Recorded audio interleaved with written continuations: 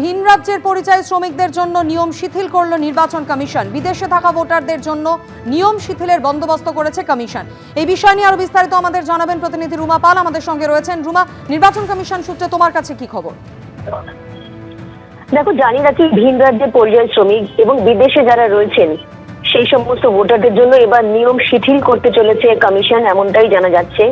Hearing এ নিজেরা নয়, বাড়ির সদস্যরা গেলেই হবে এবং ওই ব্যক্তি নিজের শুনানিতে না গেলেও তার নথি গ্রহণযোগ্য হবে কমিশনে, এমনটাই কিন্তু জানা যাচ্ছে।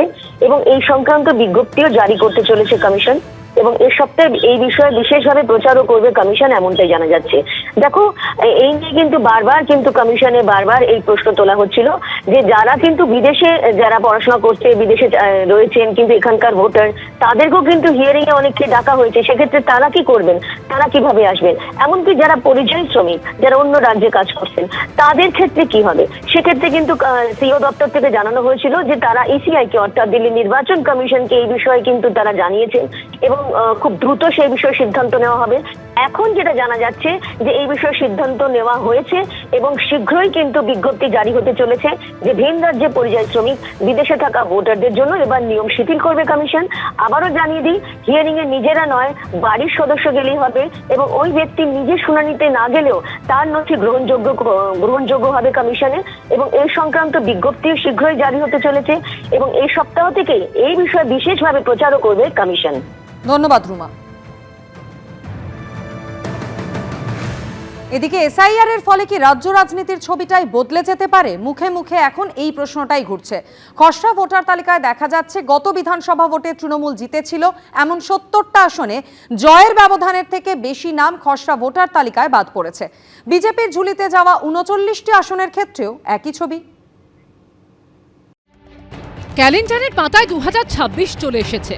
বেজে গেছে বিধানসভা ভোটের দামামা। চলছে নানা জল্পনা, নানা দাবি, তাল ঠোকাঠুকি, স্বপ্নভঙ্গের পাল্টা গুঞ্জন। আর সবটাই এসআইআর ঘিরে। কত নাম বাদ পড়বে, কোন দলের ভোটারদের নাম বাদ পড়বে তা নিয়ে তুঙ্গে চর্চা। নোটিশ পাঠিয়ে আনম্যাপ করে দেওয়ার চক্রান্ত।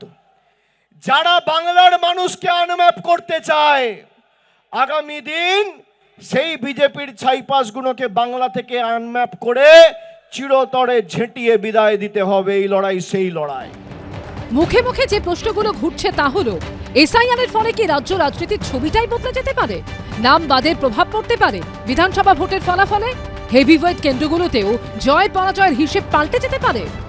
प्रदेश की मुख्यमंत्री तीन बार बांग्लादेशी मुस्लिम घुसपैठिया रोहिंग्या को वोटर लिस्ट में रखने के लिए, एसआईआर बंद करने के लिए उन्होंने तीन बार लेटर लिखा। लेकिन एक बार भी टी गार्डन वर्कर का इस एसआईआर प्रक्रिया जो प्रोसेस चल रहा है, हियरिंग चल रहा है, उसमें ये मांग नहीं उठाया है। এসআইআর এর খসড়া ভোটার তালিকা অনুযায়ী বিধানসভা কেন্দ্র ধরে ধরে নাম বাদের যে পরিসংখ্যান পাওয়া যাচ্ছে তাতে কি উঠে এসেছে? সেখানে দেখা যাচ্ছে ২০২১ সালের বিধানসভা ভোটে তৃণমূল জিতেছিল এমন ৭০টা আসনে জয়ের ব্যবধানের থেকে বেশি নাম খসড়া ভোটার তালিকায় বাদ পড়েছে। আবার ২০২১ সালে বিজেপির ঝুলিতে যাওয়া ৩৯টি এমন আসন রয়েছে যেখানে জয়ের ব্যবধানের থেকে বেশি নাম খসড়া ভোটার তালিকায় বাদ পড়েছে। পশ্চিমবঙ্গে ২৯৪টি বিধানসভা কেন্দ্রের মধ্যে ২০২১ সালের বিধানসভা ভোটে তৃণমূল জিতেছিল ২১৫টি আসনে আর বিজেপি পেয়েছিল ৭৭টি আসন। বিশেষজ্ঞদের মতে একেবারে সরল পাটিগণিতের হিসেব অনুযায়ী কোনো কেন্দ্রে ২০২১ সালে জয়ের যা মার্জিন ছিল তার থেকে বেশি সংখ্যক ভোটারের নাম যদি বাদ পড়ে তাহলে অনেক হিসেব নিকেশই উল্টে পাল্টে যেতে পারে। কোনো সিটে, কোনো আসনে ধরুন ভোট পড়েছে 72% বা 75%, তার মানে 25 to 28% ভোট পড়েনি।